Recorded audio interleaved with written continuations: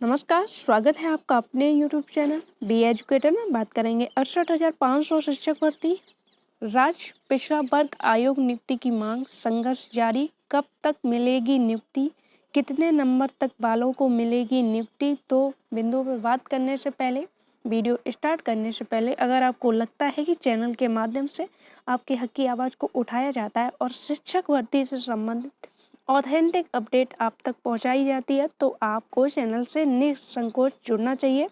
Time waste ना करते हुए हम बिंदुओं पर बात करेंगे। तो जैसा कि आप सभी को ज्ञात है कि 68,500 की शिक्षक भर्ती हुई थी। पहली शिक्षक भर्ती लिखित परीक्षा हुई थी जो प्राइमरी लेवल की, और जो है इसमें जनरल कैटेगरी के लिए पासिंग मार्क्स जो रखा गया था, यानी 150 में से 45% यानी 67 नंबर लाने थे जनरल कैटेगरी को, और जो रिजर्व कैटेगरी थी उसको 40% नंबर लाने थे, यानी 60 नंबर 150 में लाने थे। 150 में से 60 नंबर अगर रिजर्व कैटेगरी से कैंडिडेट हैं तो उनको क्वालिफाइंग माना जाएगा।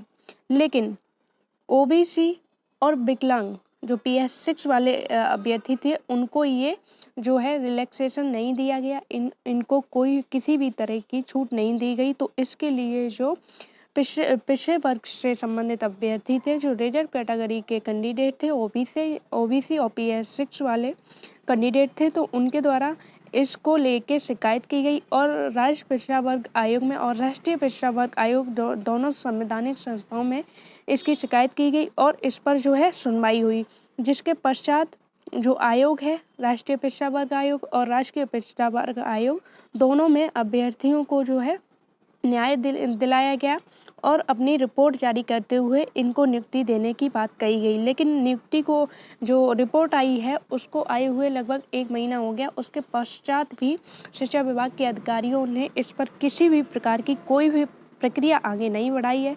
तो अभ्यर्थियों के द्वारा फिर से राष्ट्रीय पिछड़ा वर्ग आयोग के जो अध्यक्ष हैं उनसे मिला गया, वहाँ पर अपनी बात नेशनल मीडिया में कही गई। पहले आप वो वीडियो देखिए, फिर विस्तारवार हम बिंदुओं पर बात करेंगे कि कैसे आपको नियुक्ति मिल सकती है और कितना वेट करना पड़ेगा और कितने नंबर तक जो अभ्यर्थी हैं, जो ओबीसी और PS6 जो कैंडिडेट हैं, उनको कितने नंबर तक नियुक्ति मिल सकती है, कितने नंबर तक वाले अभ्यर्थियों को नियुक्ति मिल सकती है। तो पहले आप वो वीडियो देखिए। शिक्षक भर्ती में आरक्षित वर्ग के दिव्यांग व ओबीसी अभ्यर्थियों को 5% की छूट नहीं दी गई थी, जिसको लेकर लगातार 2.5 साल से राज्य पिछड़ा वर्ग आयोग लखनऊ में सुनवाई जारी थी।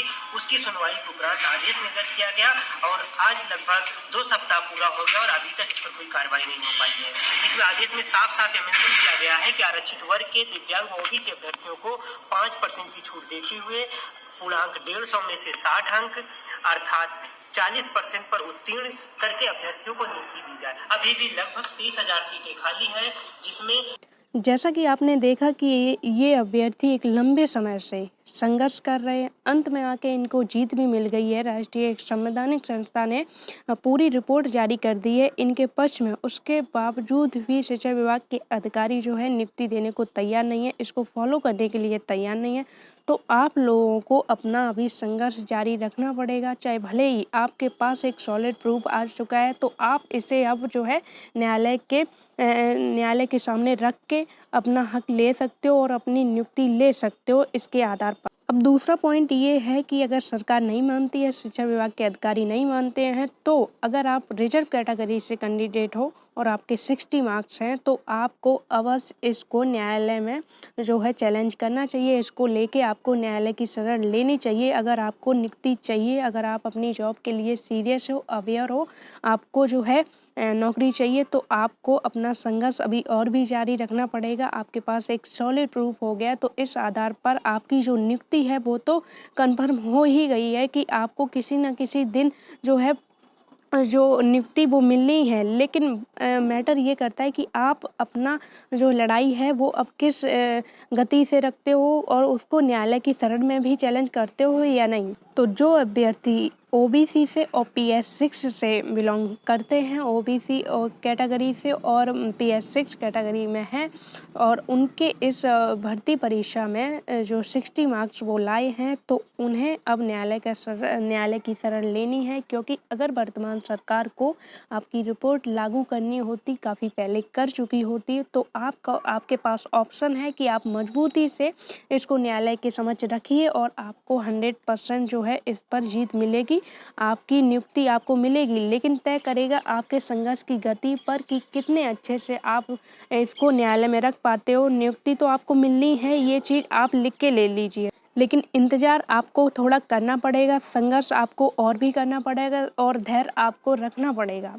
जो अभ्यर्थी अभी न्यायालय में लड़ रहे हैं 5% के लिए, 5% जो ओबीसी और PS6 से जो न्यायालय में लड़ रहे हैं, आप उनके साथ याची भी बन सकते हो या फिर खुद से भी अपनी याचिका डाल के उस पर सुनवाई करवा के अपने पक्ष में ऑर्डर करवाइए, तभी ये जो है आपको नियुक्ति दे।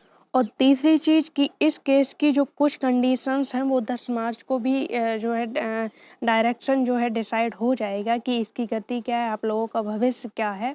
वो 10 मार्च को भी अगर कांग्रेस सरकार भी आती है तो भी वो भर्ती के पक्ष में हो। उसने पहले ही बोला है कि हम रोजगार के पक्ष में हो और युवाओं की जो भर्तियों में जितनी भी गड़बड़ियाँ हुई हैं उनको सही करते हुए हम युवाओं को रोजगार देंगे, तो वो भी आपके पक्ष में है। और सपा सरकार ने तो सीधे ये चीज़ बोली है कि 68,500 में जो रिजर्व कैटेगरी से कैंडिडेट हैं उनको न्याय नहीं मिला है, आते ही हम उनको न्याय दिलाएंगे। तो जो है इस मैटर पर आपको जो है नियुक्ति तो मिलनी है। अगर आपके 60 नंबर हैं और आप जो है ओबीसी या PS6 में हो तो नियुक्ति तो मिलनी है, चाहे ये वर्तमान सरकार दे चाहे आने वाली सरकार दे। अगर वर्तमान सरकार जो रहेगी तो ये है कि आपके लिए मुश्किलें थोड़ा बढ़ जाएंगी, क्योंकि वो इतनी आसानी से आपको नियुक्ति नहीं दे देगी।